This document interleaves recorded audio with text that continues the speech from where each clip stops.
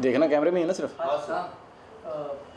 सबसे पहले बहुत ही प्यारा ट्रेलर है, मैं देखा ट्रेलर, बहुत मुझे पसंद आया, बहुत ही कॉमेडी है उसमें।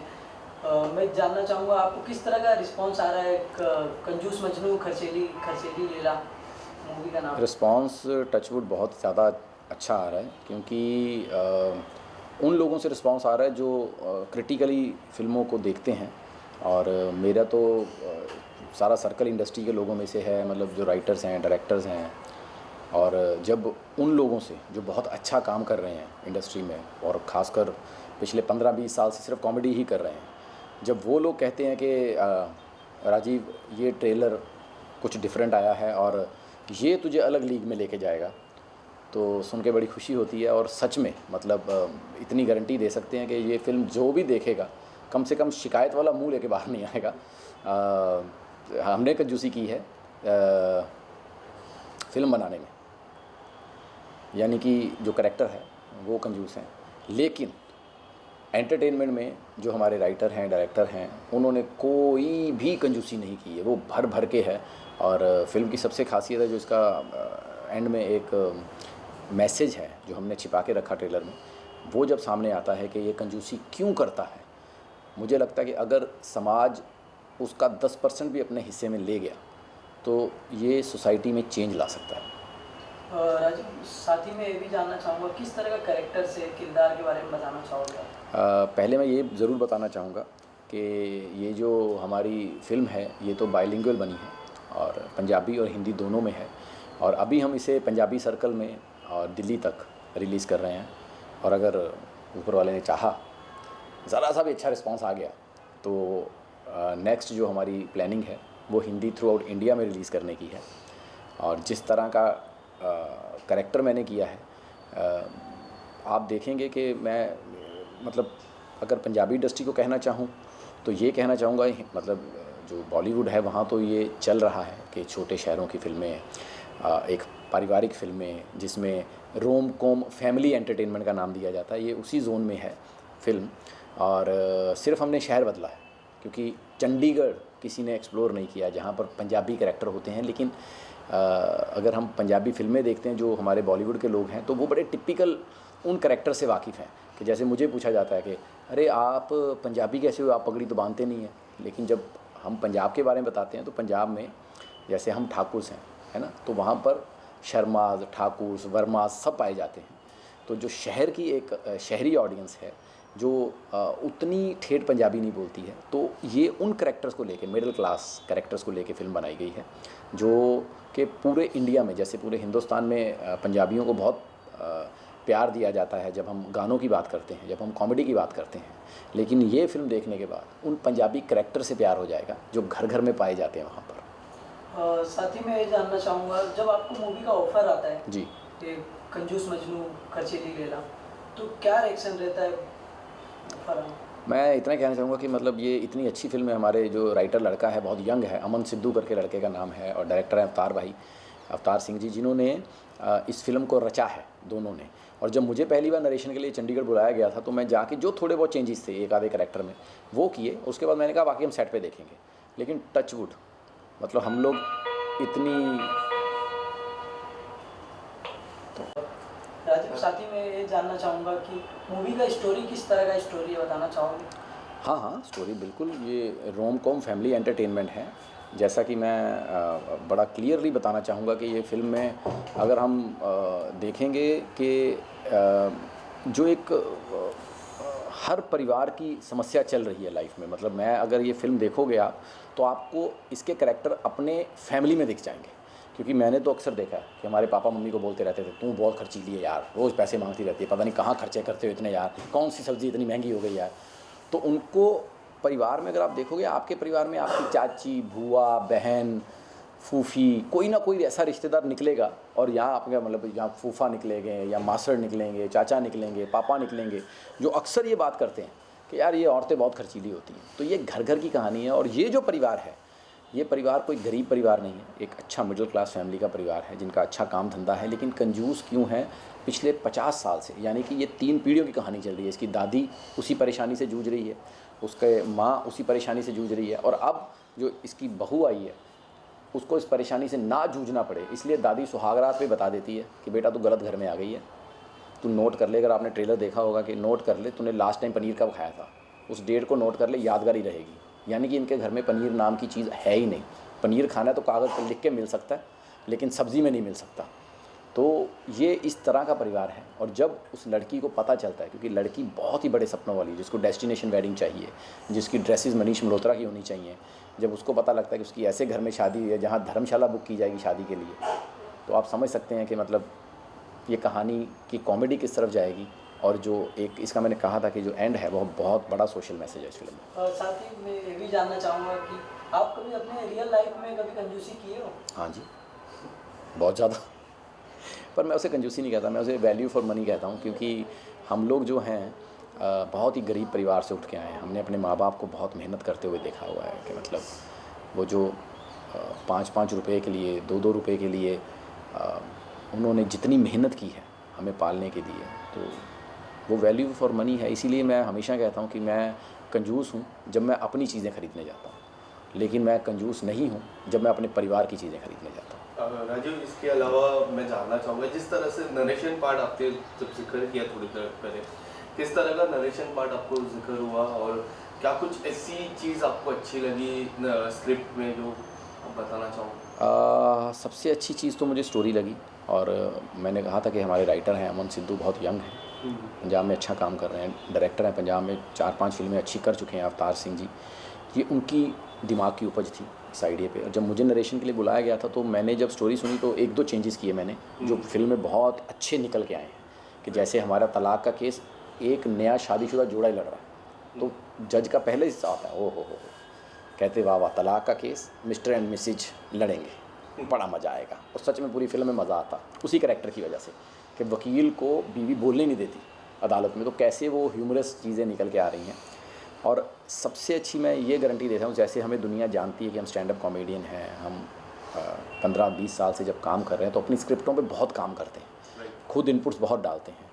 लेकिन मैं गारंटी देता हूँ कि फ़िल्म इतनी अच्छी लिखी गई थी, यकीन मानिए जैसी लिखी थी वैसी शूट कर दी, मुझे एक लाइन भी ऐड करने की ज़रूरत नहीं पड़ी, मतलब इतनी अच्छी लिखी हुई फिल्म थी। राजीव, स्टैंड अप कॉमेडी की मैं बात करूँ, अगर आपकी मैं बात करूँ तो जो शो आप करते हो कपिल के साथ, आपने कभी डिस्कस किया अपने स्क्रिप्ट के बारे में? कपिल पाजी ने कुछ कहा आपको स्क्रिप्ट को लेके, कुछ आपको बताया रहेगा? फिल्म की या जो शो की स्क्रिप्ट होती? फिल्म की स्क्रिप्ट। फिल्म की स्क्रिप्ट नहीं, उसने ट्रेलर देखा तो उसको ट्रेलर बहुत अच्छा लगा। तो मैं वही कह रहा हूँ कि मैं ट्रेलर मैंने उन लोगों को भेजा जो 15-20 साल से कॉमेडी कर रहे हैं और बहुत अच्छी कॉमेडी कर रहे हैं।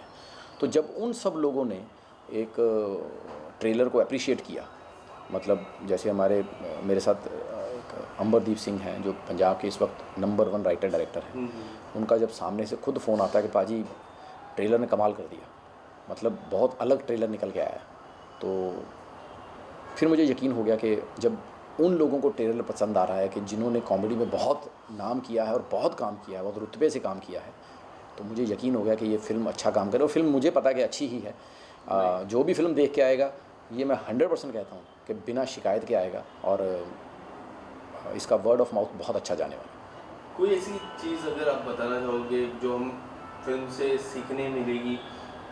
मैं वही कह रहा हूँ, वो जो है, वो जो एक मैसेज है जो लास्ट में है, उसके लिए फ़िल्म देखनी पड़ेगी। और मैसेज सच में बिलीव मी कि वो समाज को सुधारने वाला मैसेज है।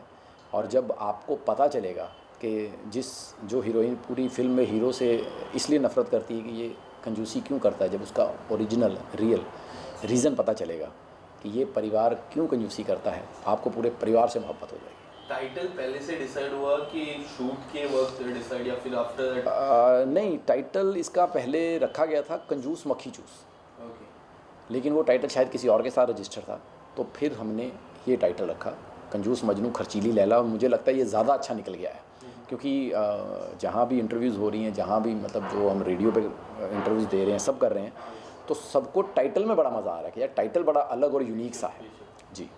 और लैला मजनू तो एक ऐसी लव स्टोरी देखने मिलती है, क्या हम कॉमेडी के साथ लव स्टोरी भी देखने मिलती है? लैला मजनू की 100% लव स्टोरी है। मैं वही कह रहा हूँ कि ये 3 पीढ़ियों की कहानी है। कि एक दादी है, एक माँ है और एक मेरी हीरोइन है, तो इन तीनों की कहानी है। तो मेरी कहानी में लव स्टोरी है ओरिजिनल। जो मैंने कहा कि रोमांटिक कॉमेडी। मैं एक सीन बताता हूँ, बहुत अच्छा सीन बन पड़ा था फिल्म में कि मतलब ये इतना कंजूस आदमी है कि पहली डेट पे जब लड़की को लेने जाता है तो शॉट खुलता है तो पार्क में दरी बिछी हुई है और आगे घर का टिफ़िन खोला हुआ है। तो हीरोइन देख के उसको ऐसे ही देखती है, तो ये खाएंगे, ऐसे देखती हैं, यहाँ पे खाएंगे। कहता है हाँ माँ के हाथ की दाल है ना, माँ के हाथ की दाल का टेस्ट ही बड़ा अच्छा होता है। तो हीरोइन की एक ही लाइन आती है, तो तुम्हें लगता है मेरे घर में माँ नहीं है। सो इस तरह का ह्यूमर पिरोया गया है क्योंकि इसके घर में सिर्फ दाल बनती है। तो दाल का इतना इम्पोर्टेंस दिखाया गया है फिल्म में कि शायद देखने वालों को लगेगा कि इतनी दाल मुर्गी ने सारी ज़िंदगी में नहीं खाई होगी जो इनके परिवार में बन रही है। राजीव, इसके अलावा जाते जाते मैं हमारे दर्शक से आप थोड़े बता दीजिए कब आने वाली है पिक्चर और कहाँ वो देखने मिलेगी? ये फिल्म आने वाली है जी 13 जनवरी को। पंजाब में बहुत ही अच्छा फेस्टिवल होता है लोहड़ी का। और जहाँ पर ये पंजाब का नया दिन माना जाता है, मतलब नया साल माना जाता है कि शुरुआत जो नए साल की जाती है। तो हम बेसिकली उन खुशियों में थोड़ी सी और खुशियाँ ऐड करने के लिए आ रहे हैं और दुआ करते हैं कि सबका नया साल लोहड़ी बहुत ही खुशियों भरी जाए और उन खुशियों में थोड़ा सा हिस्सा हमें भी मिल जाए। राजीव, मुझे आपसे ये पूछना है कि आप कलर्स के बहुत सालों तक हिस्सा रहे थे जी। और अब बिग बॉस में निमृत कौर है जो बहुत अच्छा खेल रही है, आप उनके लिए क्या कहना चाहोगे? All the best. क्योंकि इस बार का बिग बॉस काफ़ी एंटरटेनिंग है, बहुत यूनिक कैरेक्टर इकट्ठे किए हैं। और जिसमें जब निम्रत ने पहले हफ्ते में जो काम किया था तो मुझे लगा यार ये लड़की कहाँ से इतना निकल के आ गई। फिर उसके जो इमोशन निकल के आए तो मुझे पहली बार मतलब एज एन एक्ट्रेस उसे मैंने देखा हुआ था, मुझे बहुत अच्छे लगती थी एज एन एक्ट्रेस। लेकिन जब वो उसका बीच में वो डिप्रेशन वाला फेज़ बिग बॉस में देखने को मिला तो मुझे लगा कि नहीं है ये पंजाब की शेरनी, बहुत बहादुर लड़की है। और जिस बहादुरी से वो बिग बॉस खेल रही है बहुत यूनिक और बहुत अच्छा खेल रही है अगर आप सब करैक्टर्स में देखेंगे। So all the best Nimrat. Rajiv, साथ ही मैं ये भी जानना चाहूँगा, OTT का ज़माना आ चुका है जी। क्या कोई आगे फ्यूचर में कोई वेब सीरीज़ देखने मिलेगी आपको? नहीं, वेब सीरीज़ तो अभी नहीं मैंने साइन की है। मैंने 2 लिखी हैं जिस पे मेरी बात चल रही है उसको OTT प्लेटफॉर्म पे लाने की। लेकिन एक फ़िल्म और हमने कर रखी है जो बहुत जल्दी OTT पे दिखेगी आपको, जिसमें मुझे तो लोग शायद पहचान भी ना पाएँ, मतलब अनएक्सपेक्टेडली एक अलग राजीव दिखेगा आपको एज ए सीरियल किलर। सो वो फिल्म देखने वाली है क्योंकि उसमें सब OTT के मुझे जब काम करने का उनमें मौका मिला तो विनय पाठक सर के सामने खड़े होना as an actor, Anupriya Goenka, Vikram Kochar, इन 4 लोगों की कहानी है। और जब 3 ऐसे धुरंधर कलाकार आपके सामने हों उस वर्ल्ड के, तो बहुत देखने को मिलेगा। वो फिल्म है हमारी जिसका हमने नाम रखा है मक्कारियाँ। सो वो बहुत ही मतलब साइकोपैथ थ्रिलर है और बहुत ही मतलब इंटरेस्टिंग कहानी है उस फिल्म की भी, तो वो भी बड़ी जल्दी आपको देखने को मिलेगी। और मैं एक चीज़ और थैंक्स कहना चाहूँगा कि मैंने बीच में 3-4 साल फिल्मों में ही काम करने के लिए टीवी से थोड़ा सा मैं बड़ा लिमिटेड काम कर रहा था कि एक अलग अगर टीवी से कि जो हमारी पहचान बनी है एज ए कॉमेडियन, तो उसको तोड़ने के लिए होता ना कि थोड़ा गैप हो और नए बन के आओ। तो ये फिल्मों में मैं नया बन के आया था, लेकिन उसके बावजूद जब अभी कपिल को शो दोबारा ज्वाइन किया, so I am really thankful to the audience जिन्होंने उस कैरेक्टर को वापस उतना ही प्यार दिया। और जिस प्यार से मोहब्बत से उस कैरेक्टर को मतलब जहाँ भी आज जाता हूँ तो लोग मतलब मुझे नहीं पता, मतलब ये तो जानता हूँ कि कपिल का शो इतना बड़ा है कि मतलब मैंने अगर उसके ज़िंदगी में मुश्किल से 30-35 एपिसोड किए होंगे पूरे जो भी उसके सीज़न चले हैं, तो लोगों को मेरा पिछला 5 साल का काम याद नहीं होगा जो हमने 2007 से लेकर 2014 तक किया था। कपिल शर्मा याद हो जाता है। तो जब अभी किया तो जहाँ भी जाता हूँ वो राजू, तो जो नया नाम मिल रहा है वो बहुत अच्छा लग रहा है। सो टीवी का वापस प्यार देने के लिए बहुत बहुत शुक्रिया। Thank you sir. Thank you. Rajiv ji, बहुत ही प्यारा टेलर था जी। कंजूस मजनू खर्चेली लैला, बहुत ही यूनिक नाम है, बहुत ही प्यारा नाम है। क्या कुछ कहना चाहोगे टाइटल के बारे में? यूनिक नाम इसलिए आपको लग रहा है क्योंकि ये हर घर की कहानी है, हर घर में एक कंजूस और एक खर्चीली पाई जाती है। अब उसको लैला मजनू का नाम देना है, पति पत्नी का नाम देना है, अपनी बुआ और फूफा का नाम देना है, चाचा या चाची का नाम देना है, भाई या भाभी का नाम देना है, दीदी या जीजा का नाम देना है। तो हर परिवार में ऐसा एक कैरेक्टर जब भी जो भी फिल्म देख के निकलेगा ना, उसको लगेगा अरे मेरी मम्मी ऐसी है, अरे मेरे पापा ऐसे हैं। तो इसलिए ये यूनिक नाम सबको अट्रैक्ट कर रहा है, क्योंकि मुझे लगता है कि हर आदमी इससे अपने आप को जोड़ता है।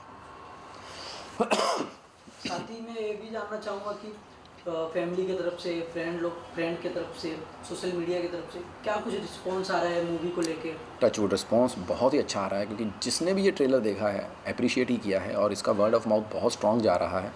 और ख़ास करके मेरे जो दोस्त हैं, क्योंकि वो तो सब 15-20 साल से कॉमेडी ही कर रहे हैं, और उन्होंने जब ट्रेलर देखा तो उनको ट्रेलर बहुत यूनिक लगा, और मुझे स्पेशली फ़ोन करके बोला उन्होंने कि पाजी ये ट्रेलर बहुत यूनिक है, आप देखेंगे मेरे अगर सोशल मीडिया अकाउंट पे तो सब जितने भी बड़े नाम हैं सब ने शेयर किया है। और ये जो मेरे दोस्त हैं ये बिना बात के शेयर नहीं करते, ये तभी शेयर करते हैं जब इनको कोई चीज़ अच्छी लगती है। मैं पानी पी लूँ। साथ ही मैं ये भी जानना चाहूँगा आपका किरदार किस तरह का है, बताना चाहोगे?